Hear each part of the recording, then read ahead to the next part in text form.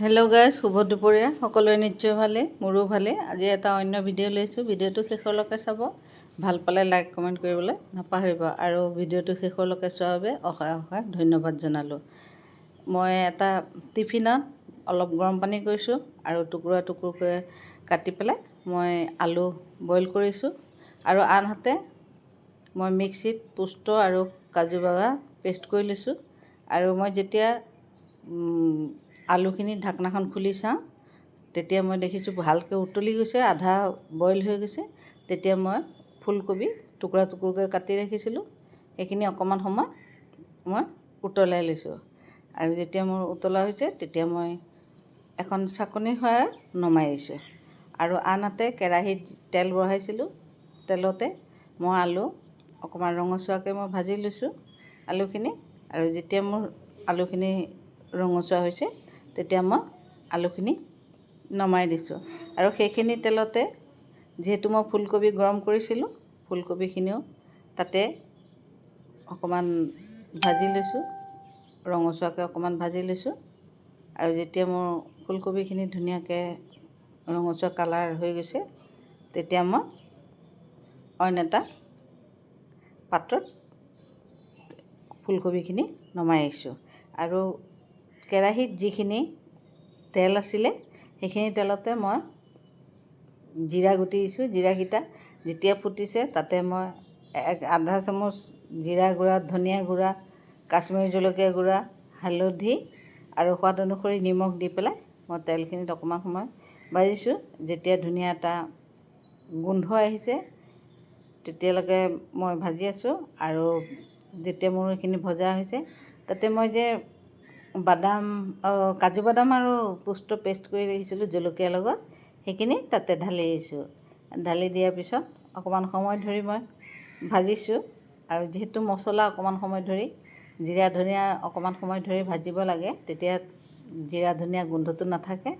আৰু যেতিয়া মোৰ এইখিনি চবখিনি ভাজা হৈছে, তাতে মই অকণমান গৰম মছলা দিছোঁ। গৰম মছলা দিয়াৰ পিছত ভালকৈ অকণমান মই মছলাখিনি ভাজি লৈছোঁ। আৰু যেতিয়া মোৰ মছলাখিনি ধুনীয়াকৈ ওপৰলৈ তেল বিৰিঙি আহিছে, তেতিয়া মই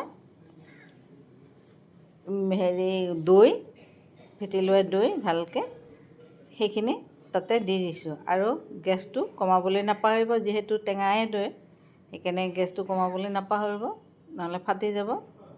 সেইখিনি দিয়াৰ পিছত মই আস্তে আস্তে লৰাই আছোঁ। আৰু মিক্সি যিটো দৈ কৰিছিলোঁ, সেইটো অকণমান ধুই পেলাই তাতে পানী দি দিছোঁ। আৰু এয়া মোৰ অলপ ষ্টিমটো কম হোৱা দেখি উতলা নাছিলে। এতিয়া মোৰ যিহেতু তৰকাৰীকণ উতলিছে, এতিয়া মই তাতে আলু আৰু ফুলকবি যিখিনি ভাজি ৰাখিছিলোঁ, সেইখিনি মই তাতে দি দিছোঁ।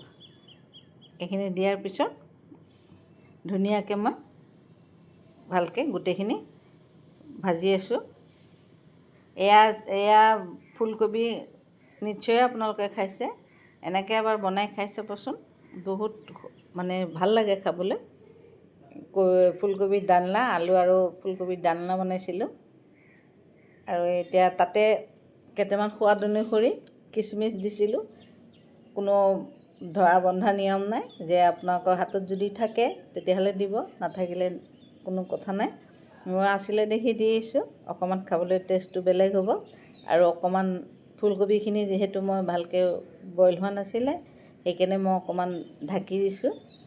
মই যেতিয়া ঢাকনিখন খুলি চাইছোঁ, তেতিয়া মোৰ ধুনীয়াকৈ তৰকাৰীকণ গ্ৰেভি হৈ গৈছে।